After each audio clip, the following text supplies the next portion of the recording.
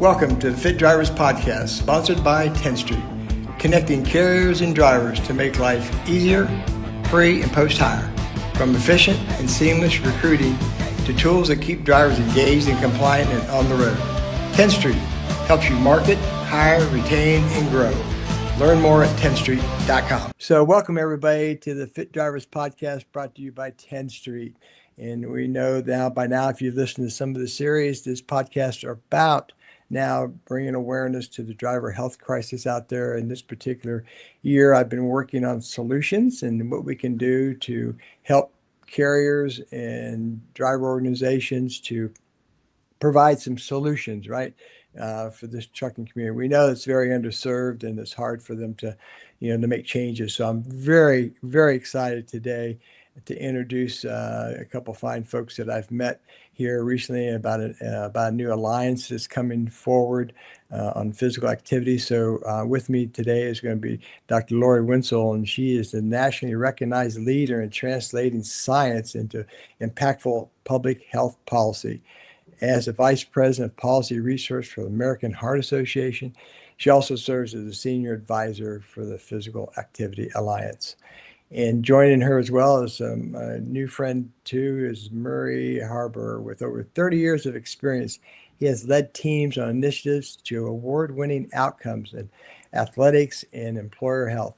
Murray holds a bachelor's degree in education, human performance, and sports studies, and education director of the Mississippi Business Group on Health, and founding board member for the Employer Provider Counselor. So I have their resumes go on and on, folks. So we'll add those to the podcast if you'd like to look up and read more, because they have so many high level credentials and have spent a lot of time in scientific research, which we know is very important and to what we're doing. So Dr. and Murray, welcome. Thanks so much for joining me today.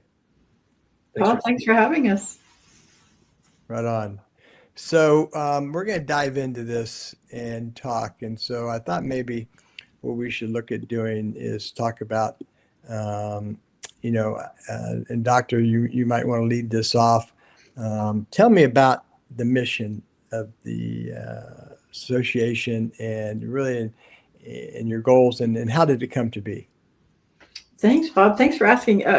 So the Physical Activity Alliance came together. We brought the physical, when I say we, several of us who were helping to lead physical activity coalitions at the national level came together in Washington, D.C. before COVID, about a year before COVID started, with the idea that we could unite the physical activity community to speak with one voice on national policy and systems change. And it took about a year to build trust amongst different organizations and different key partners in the space, but we were able to form the Physical Activity Alliance. It's its own 501c3 with a mission of focusing on the national policy and systems changes that support active living for everyone across the population. We've got a number of major initiatives, which I'd love to tell you more about today. One, of course, is the CEO Pledge, but it's really exciting, this journey that we're on. We do have administrative backing from the American Heart Association for the Physical Activity Alliance. And so, thus I kind of, work in my position with the AHA, but also help support and advise to the Physical Activity Alliance and the leadership and the board.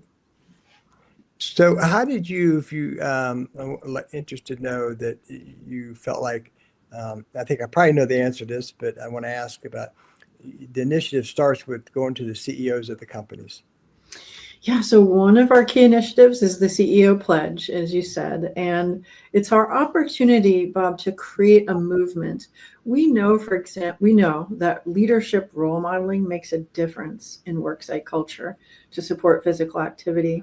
And so we felt that starting this pledge would be a great way for organizational leaders to say, I support physical activity policies, organizational supports for our employees, our workforce to be physically active. And I myself am also going to model that. So that's the CEO Pledge. And we have over 200 signatories right now, with the goal of building to more than 1,000 and covering millions of employees across the country. Right on.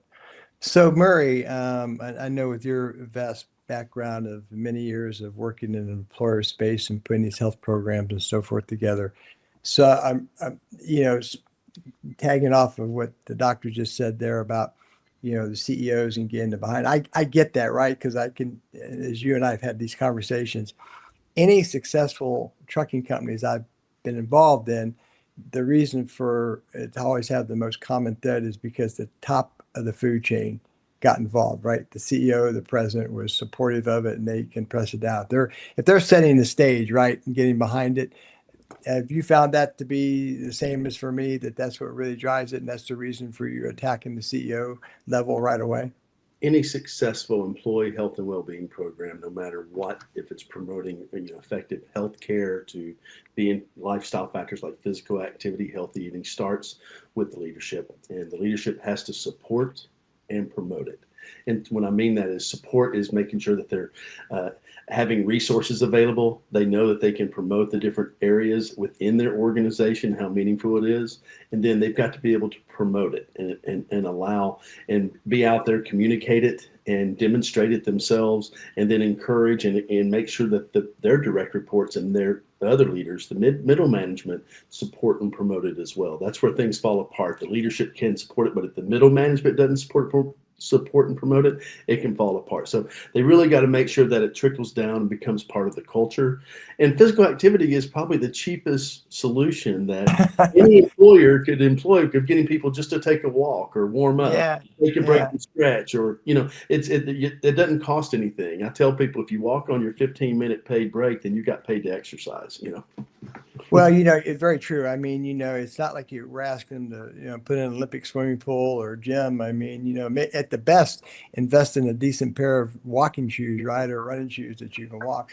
But so with your experience also too in the human resource division and getting employees going, a lot of times I've been through the process where that department is just that's a task they've been assigned. They check the box, okay, that's done, and off to the next assignment, right? And they really don't have any real heart and soul into it. So I'm really curious to know what you've identified. So once you go out, and you and I both know as well, is that getting them to do it, we can do this all day long and get them assigned, take the pledge. And for a lot of people, they go, okay, well, I feel good about what I'm doing now, but then that's only half the battle, right? So what is your association's plans to really get them engaged, and what's you're going to give them a roadmap, next steps? Here you go. Here's what we'd like to give you some tools to work with to really implement a program. Can you talk about that? Yeah, there's many resources out there, but on the National Physical Activity Plan, the Physical Activity Alliance page, we have resources for employers to what strategies work, from policy initiatives to employee benefits, discounts that are there, and practical ideas. We have a toolkit coming out that we've put together that is actually showing Fit Drivers is in the toolkit as well, but we have National Public Schools in there. We have the state of Tennessee. We have United Healthcare. We have many different types of companies and examples of how they implement physical activity strategies for their employees and their families. And I think that's key. And you mentioned something a while ago about what are some success strategies. I think it's one thing to have these strategies, but you have to fit it into the organization. So I'm huge on integrating. So like I do a lot with ergonomics. So how do you integrate with health and safety as an outlet to make sure you promote warming up, warming down properly, using your body properly? Ergonomics, appropriate physical activity is key. In HR, yes, they have employee benefits, making sure that employee benefits have physical activity in there, whether it's discounts to incentive programs rewarding people for steps in those pieces. I even let's look at facilities management. Okay, you see some companies put in on-site fitness centers where they build walking paths, or they have you go to hospitals, they have wayfinding, so they have healthy routes. So it's really, you can integrate physical activity throughout the organization. I think you have to integrate the departments. Great. So is there, I was going to ask, Doctor, is there an app that comes with this program for people to download and get information or no? There's not an app, Bob, Okay. but we do have our website, as Murray said, and our toolkit. And we're really wanting to lift up the companies that are, and the organizational leaders that are making this commitment. So we'll do that through our social media channels, through our communications, like our newsletter and so forth. And we just we'll continue to look for ways to spread the word on the good things that employers are doing. We're also going to look for synergies. So as we update the next National Physical Activity Plan, that's the roadmap for implementing the physical activity guidelines for Americans. We're going to be thinking about cross-sectoral opportunities as well. So we're doing a lot of work right now in the healthcare sector on it's what we're calling our It's Time to Move campaign, integrating physical activity assessment, prescription, and referral into healthcare delivery.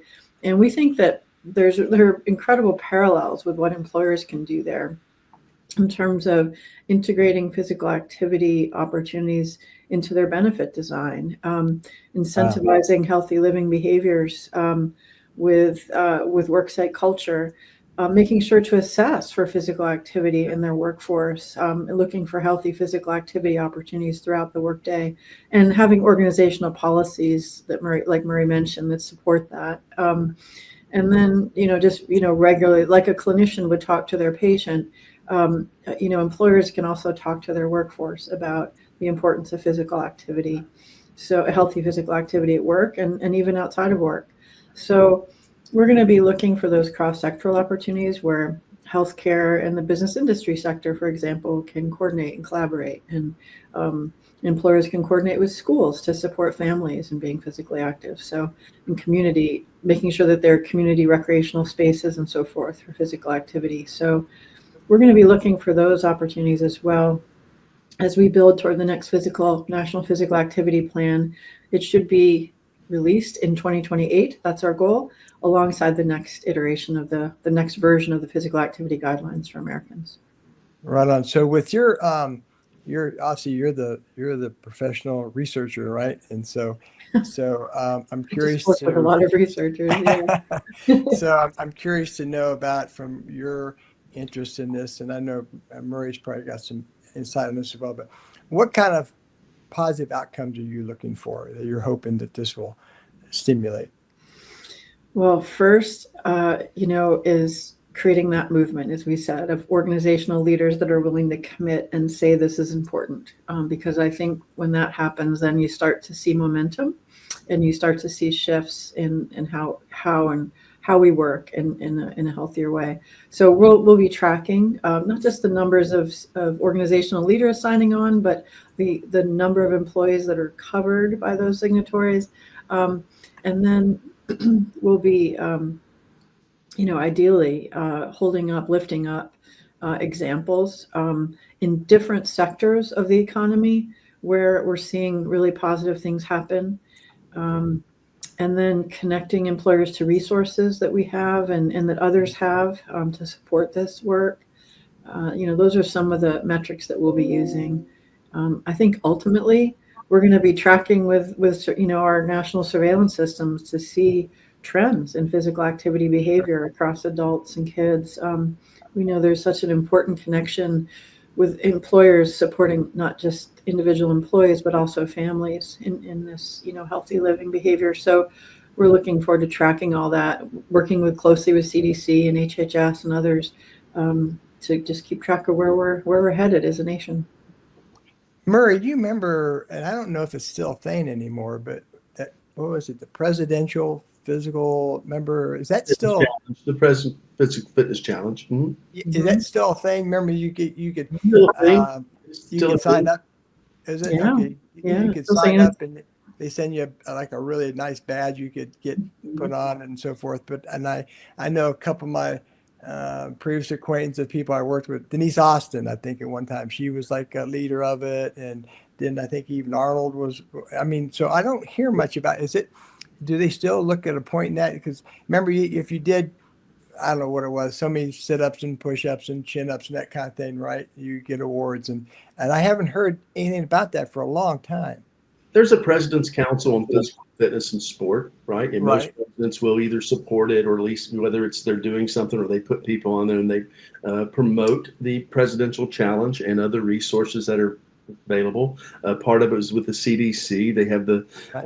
the move your way campaign to get people to Yeah. move your way. So, and then they have that. I think they've actually brought back the President's Council's award again, and I think they're actually putting in the President's Council's Physical Fitness Challenge Awards in the school districts as well, trying to promote physical activity. So we see that, it's ebb and flows throughout the administrations of what's there, but Yeah, exactly. no matter what it is, it's all about getting more people moving, and then those Sure. people that are moving, getting them to move consistently and effectively, and then those that want to be fitter, balancing things out, and then those that perform, making sure they do injury prevention. And it's a little more complicated than that. But what we found years ago, and back in '96, when the Surgeon General report on physical activity and health came out, Right. Stephen Blair put that out, or was the lead author, is we moved from the old, let's move your body 3 to 5 days per week at 60 to 90% of your heart rate, blah, blah, blah, to 30 minutes a day, right? Just to get people active. Because when you look at the data across the country,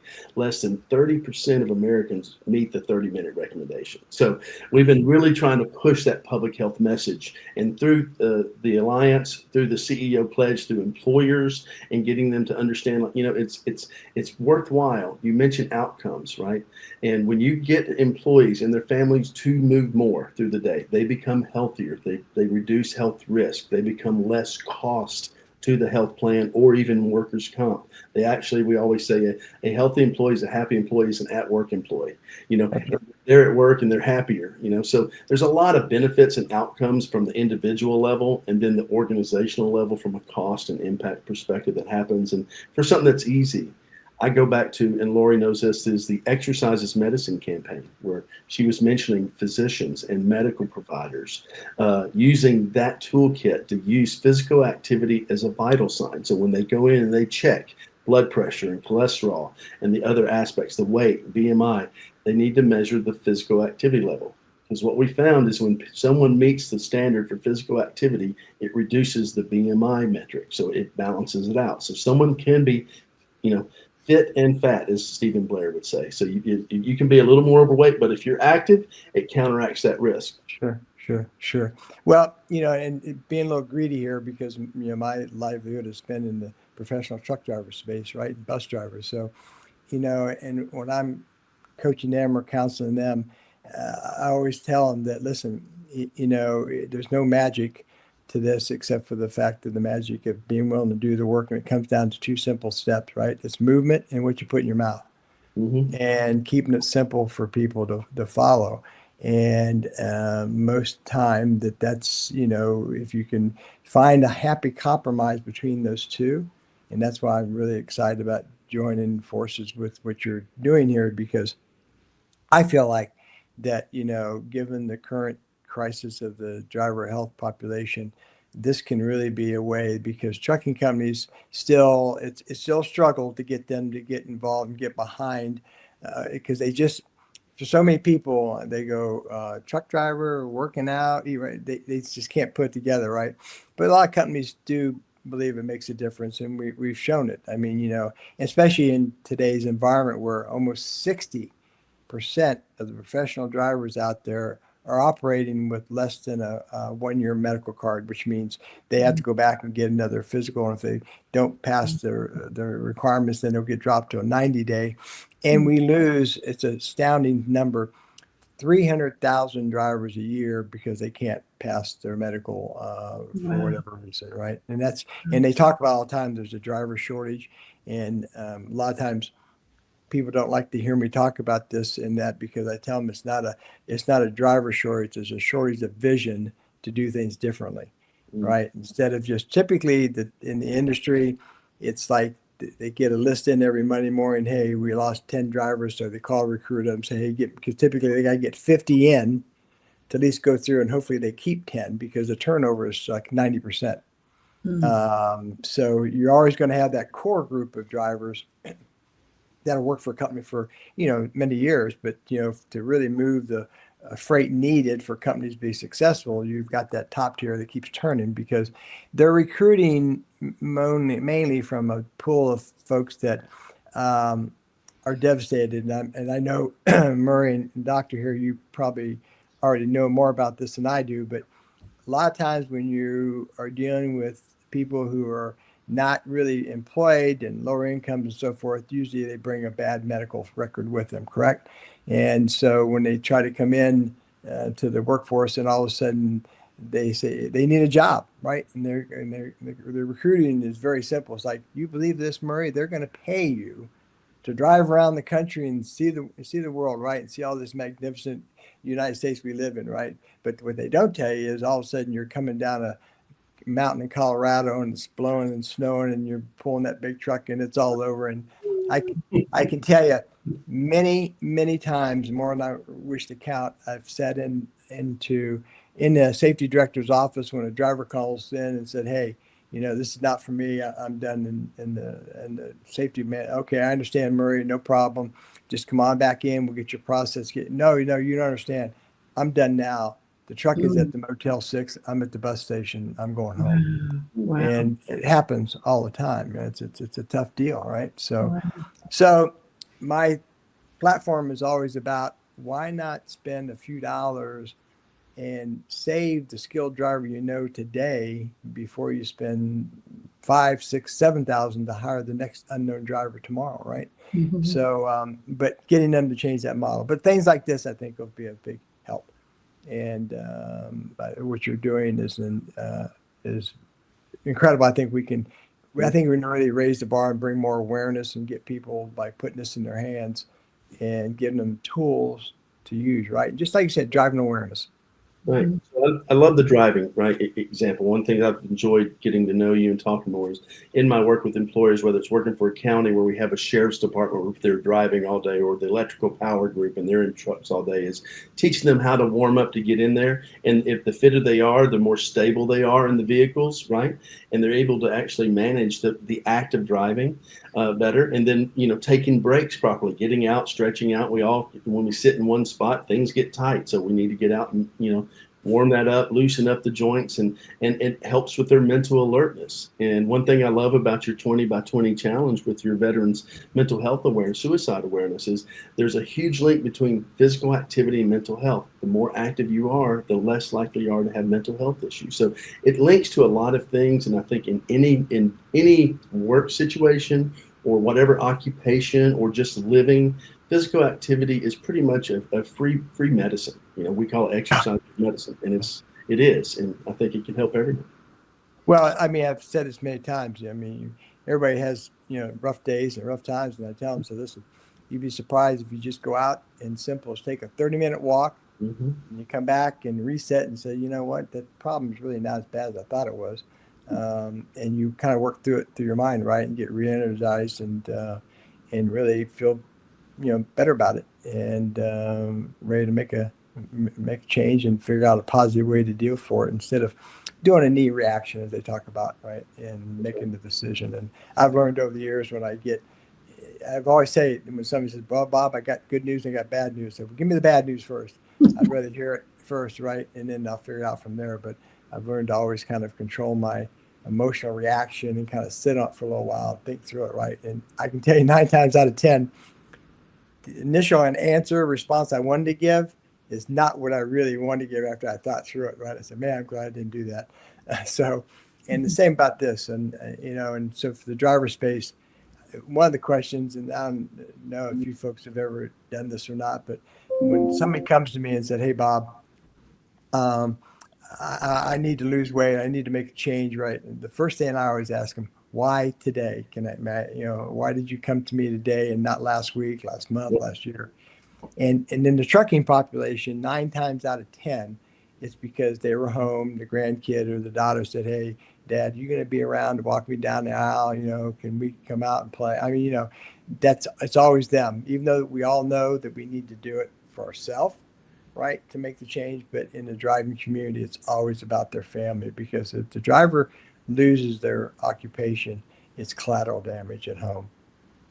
Well, you reminded me, I lost my parents at a young age when I was in my 30s, and I have 3 children that my kids did not know my parents. Ah, And I that, always said, I want to play with my grandkids. That is my objective of why I try to stay pretty healthy. I'm not the healthiest person, right? But I'm active every day. But that's one of my reasons. I want to play with my grandchildren, something my parents didn't get to do. yeah. Well, I say all the time, I want these drivers and anybody that I can help and reach out to. I want them to retire healthy.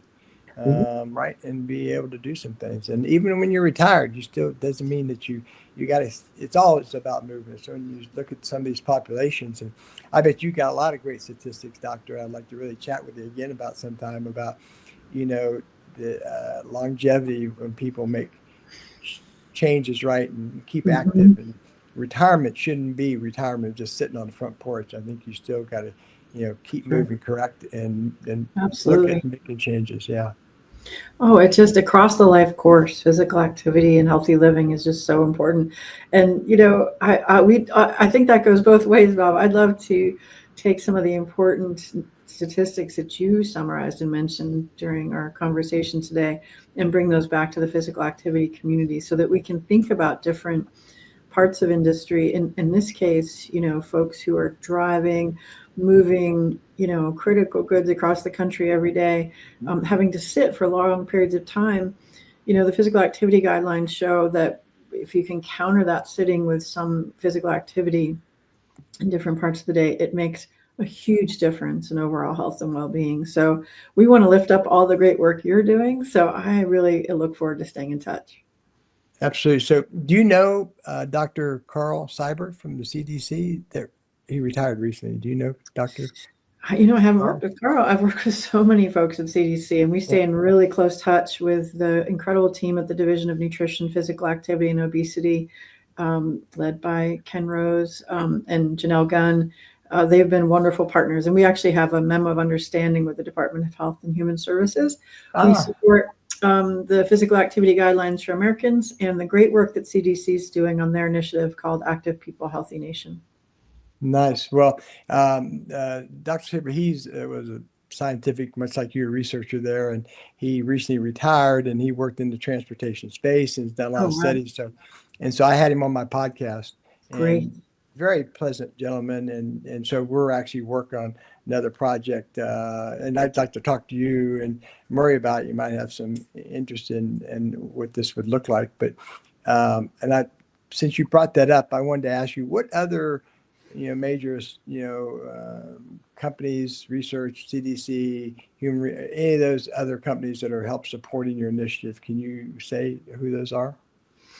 Well, we have, as I said, we have over 200 signatories so far who are helping to support our work on the CEO pledge.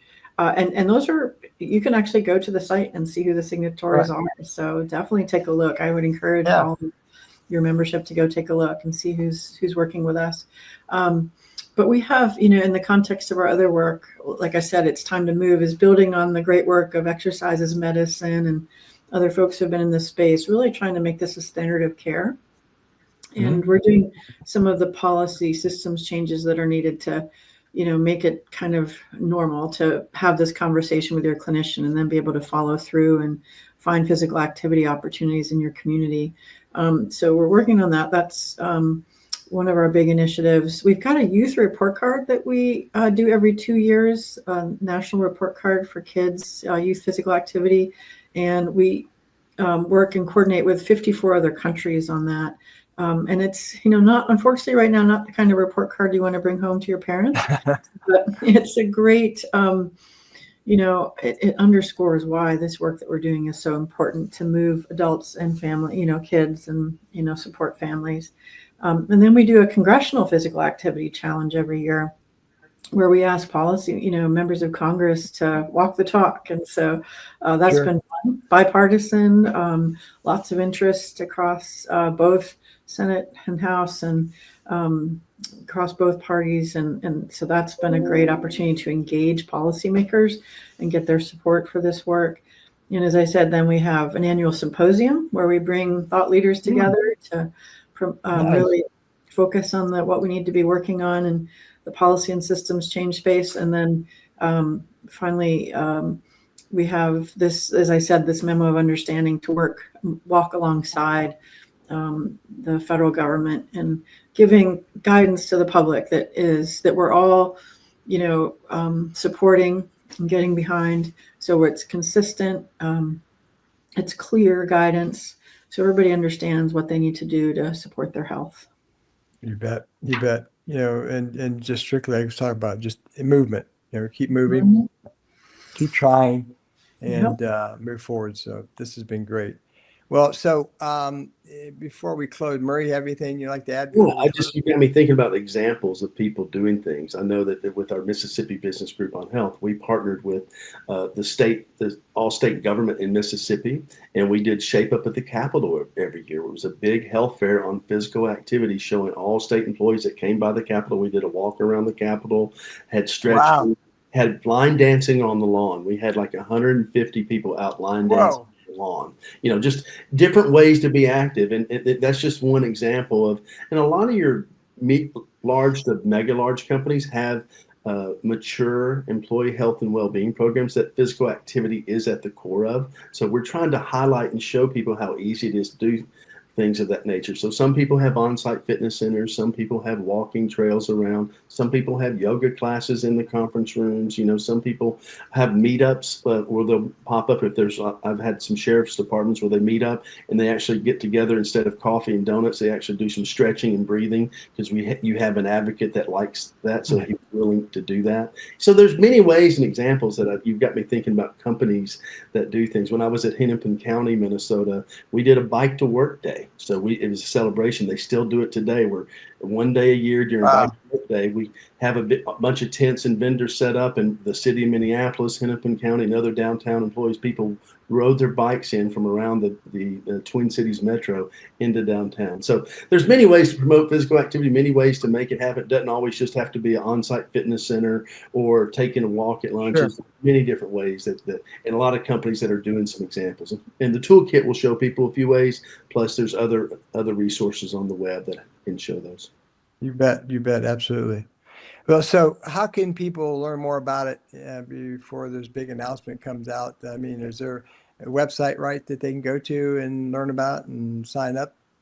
Yes. If they go to the Physical Activity Alliance website and just follow through to the CEO pledge, they'll see all the great resources and the ways that they can promote this with their organizational leader. And we hope that they'll come along with us and join our movement. On the site, they can sign the pledge right there on site, and it can be any leader. It doesn't have to be the CEO. It could be the CHRO. It could be the CFO. It could be any leader of the organization on there that put it on there, and they just commit to do 3 strategies and show leadership support through the year. That's it. They just commit to do that, and it's a really simple, easy pledge. Right on. Well, I'm looking forward to it and certainly want to do my part to get as many trucking and busing companies behind this initiative to get the word out and spread the word to get their employees moving, because we all win, right? I mean, we all win in it, from getting drivers and employees healthier. And one of the things I've always had success at doing whenever I launch a new company, Murray, I work very hard that first 30 days to get a poster kid, right? If I get one poster kid that lost 5, 10, whatever it is, right? And I put them out there, and then what they do is that really starts in the driver population anyway. A driver listens to another driver, right? And they follow suit. It's very interesting. When I would go on site, you could probably identify with this doctor that I go on site to do health screenings and so forth. And these drivers would be standing there with their arms crossed and like, I'm not going to do that. I'm not going to let anybody's going to see what I've got. You're not going to do that because in the trucking space, they're worried that they'll take them out of service, right? So once I, talk them off the ledge there, and they, get a screen and do it, and then all of a sudden, I take that same driver, that same person, and want to do them to be a testimonial. We get the camera rolling. They're going, oh my gosh, my blood pressure is now X. I said, no. I don't want you to give your numbers out. So they didn't want to do anything. So now they want to tell the world that their blood pressure is now X, right? Or whatever. I Yeah. said, no, we don't go that far. Just tell them that you made a difference and you're Yeah. getting better. And it's very funny, very funny. They want to tell the world. So, That's and I hilarious. one of the things I do is one of my brands is I have this big, huge gold and silver butt buckle, and I give them out. If the driver loses 100 pounds or walks 1,000 miles, they can earn this belt buckle. And one particular company was a large population. We had 10 drivers that lost 100 pounds. Wow. Yeah, and that's that's hard for anybody to achieve. When you're a truck driver, Really and hard. work, Yeah. it's pretty remarkable. So I was very That's wonderful. Congratulations. That's incredible. That's great. So, okay, well, listen, thank you so much, and we'll have to look at doing next year a follow up, and once we get out there and talk about how many companies are involved in it, and highlight some companies in the trucking space that got involved, and what we're finding out, and just keep it moving. And my goal is to be able to get some kind of identification on trucks. You imagine those trucks are all billboards, right? And they're going down the road, and this company is now supporting the alliance. I mean, that would be a very powerful message to send. And because, everything that you're sitting on looking at every day, a truck driver brought it to you, right? So we need these men and women very desperately. So That's right. Absolutely. okay. Thanks so much. Thank you so much for all you do. Thanks for having us. And You bet. Keep doing the great work you're doing and pushing that 2020 challenge. And you do great work, and it's just great to know you. You're very kind. You're very kind. Thank you so much. All right. Talk to you soon. Bye-bye. Take care.